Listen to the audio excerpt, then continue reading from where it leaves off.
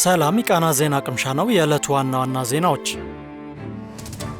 የውጭ ጉዳይ ሚኒስትር ዶክተር ጌዲዮን ጢሞቴዎስ ከህንዱ ጠቅላይ ሚኒስትር ናሬንድራ ሞዲ ጋር ተወያዩ። የውጭ ጉዳይ ሚኒስትሩ ከጠቅላይ ሚኒስትር ሞዲ ጋር የተወያዩት በኒው ዴሊ እየተካሄደ ባለው የብሪክስ የውጭ ጉዳይ ሚኒስትሮች ስብሰባ ጎን ለጎን ነው። በህንድ ሰብሳቢነት ጽናት፣ ፈጠራ፣ ትብብርንና ዘላቂነትን መገንባት በሚል መሪ ቃል ዛሬ የተጀመረው የብሪክስ የውጭ ጉዳይ ሚኒስትሮች ስብሰባ እስከ ነገ ይቆያል። የውጭ ጉዳይ ሚኒስትር ጌዲዮን በስብሰባው ላይ ባደረጉት ንግግር ሁሉንም ሀገራት በፍትሐዊነት የሚያገለግል ዓለም አቀፍ ስርዓት ለመገንባት የተቀናጀ የባለብዙ ወገን ዲፕሎማሲ አስፈላጊነትን አጽንኦት መስጠታቸው ተገልጿል። አሁን ያለው ዓለም አቀፋዊ ቀውስ በአስቸኳይ ካልተፈታ በሀገራት ድንበር ብቻ ሊገታ የማይችል ከፍተኛ የኢኮኖሚ የፋይናንስና የማህበራዊ አለመረጋጋት መዘዞችን እንደሚያስከትልም ተናግረዋል። በተጨማሪም ብሪክስ ለሰላም መረጋገጥ እንዲሁም ለፍትሐዊና የተረጋጋ ዓለም አቀፍ ስርዓት ምሰሶ ለሆኑት ለጋራ ደህንነትና ልማት ግንባር ቀደም ሚና መጫወት እንዳለበት ማሳሰባቸውንም የውጭ ጉዳይ ሚኒስቴር ባወጣው መግለጫ ጠቁሟል። የትምህርት ምዘናና ፈተናዎች አገልግሎት በመጪው ሰኔ ወር ማገባደጃ ላይ የሚሰጠውን የ12ኛ ክፍል ሀገር አቀፍ ፈተና የሚወስዱ ተፈታኞች የመፈተኛ ክፍል መግቢያ ወይንም አድሚሽን ካርዳቸውን ከየትምህርት ቤታቸው ወስደው እንዲይዙ አሳሰበ።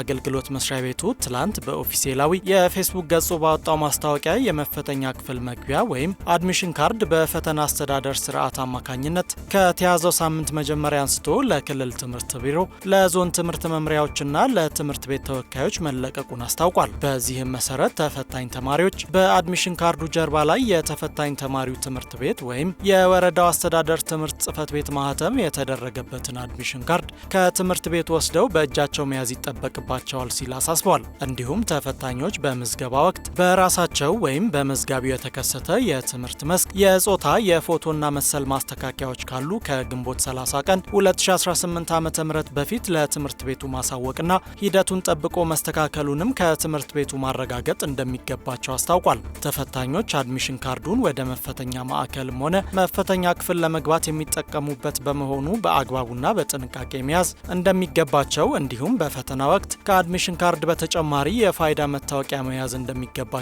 አገልግሎት መስሪያ ቤቱ አሳስቧል። የናይጄሪያ የቀድሞ የኃይል ሚኒስትር ሳሌ ማማን ከሃይድሮ ኤሌክትሪክ ፕሮጀክት ጋር በተያያዘ በፈጸሙት የ24.6 ሚሊዮን ዶላር ምዝበራ የ75 ዓመት እስራት ተፈረደባቸው።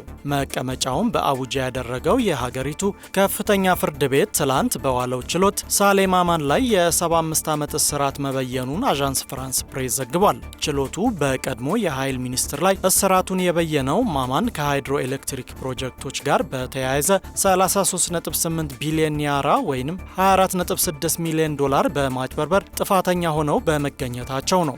እንደ አውሮፓውያን አቆጣጠር ከ2019 እስከ 2021 ድረስ የኃይል ሚኒስትር የነበሩት ማማን ፍርዱ የተላለፈባቸው በሌሉበት ነው። ማማን በጸረ ሙስና አቋማቸው በሚታወቁት የቀድሞ ፕሬዝዳንት ሙሐመድ ቡሃሪ መንግስት ስር ያገለገሉና በሙስና ወንጀል የተፈረደባቸው የመጀመሪያው ሚኒስትር ናቸው። የቀድሞ የፍትህ ሚኒስትር፣ የማዕከላዊ ባንክ ገዢና የቀድሞ የሰራተኛ ሚኒስትርን ጨምሮ ሌሎች በርካታ የቡሃሪ መንግስት ከፍተኛ ባለስልጣናት በማጭበርበር ወንጀል ተከሰው ጉዳያቸው እየታየ እንደሆነ ዘገባው አስታውሷል። በአፍሪካ አራተኛዋ የግዙፍ ኢኮኖሚ ባለቤት የሆነችው ናይጄሪያ የአህጉሪቱ ከፍተኛ የነዳጅ ዘይት አምራች ብትሆንም በወጉ በማይሰሩ የኤሌክትሪክ መስመርና በቂ ያልሆነ የኃይል ምርት ምክንያት ከባድ የኤሌክትሪክ እጥረት ፈተና እንደሆነባት ዘገባው አክሏል። እንደ ዓለም ባንክ መረጃም ከ40 በመቶ በላይ የሚሆኑ ናይጄሪያውያን የኤሌክትሪክ ኃይል አያገኙም።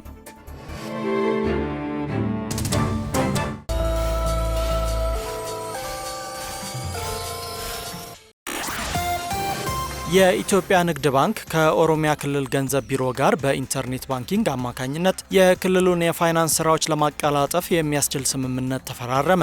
ስምምነቱን የባንኩ የዲጂታል ባንኪንግ ምክትል ፕሬዝዳንት ሚደቅሳ ቶሎሳና የቢሮ ምክትል ኃላፊ ዶክተር ተፈሪ ዳባ ተፈራርመዋል። የባንኩ የቢዝነስ ኤክስኪዩቲቭ ምክትል ፕሬዝዳንት ደረጀ ፉፋ ባንኩ የመንግስት ተቋማት የገንዘብ አሰባሰባቸውን፣ ወጪና ገቢያቸውን እንዲሁም ማንኛውንም የባንክ አገልግሎት በራሳቸው መፈጸምና መቆጣጠር የሚያስችላቸውን የኢንተርኔት ባንኪንግ አገልግሎት በማቅረብ በአጠቃላይ የሀገሪቱን የክፍያ ስርዓት ከፍ ወዳለ ደረጃ እያሸጋገረ መሆኑን አብራርተዋል። ከኦሮሚያ ክልል ገንዘብ ቢሮ ጋር የተፈረመው ስምምነትም ግዙፉን የክልሉን የገንዘብ እንቅስቃሴ የሚያቀላጥፍና የመንግስት የገንዘብ አሰባሰብና አያያዝ ላይ ትልቅ ለውጥ የሚያመጣ እንደሆነ ተናግረዋል። የክልሉ ገንዘብ ምክትል ቢሮ ኃላፊ ዶክተር ተፈሪ ዳባ በበኩላቸው ስምምነቱ የክልሉን የፋይናንስ ስራ በማቀላጠፍ ማዕከላዊ የፋይናንስ ቁጥጥር እንዲኖርና የ24 ሰዓት የገንዘብ እንቅስቃሴ ለማድረግ እንደሚያስችል ተናግረዋል። በአሁኑ ወቅትም የኦሮሚያ ክልል ገንዘብ ቢሮ ከ33.8 ቢሊዮን ብር በላይ በንግድ ባንክ ተቀማጭ ማድረጉን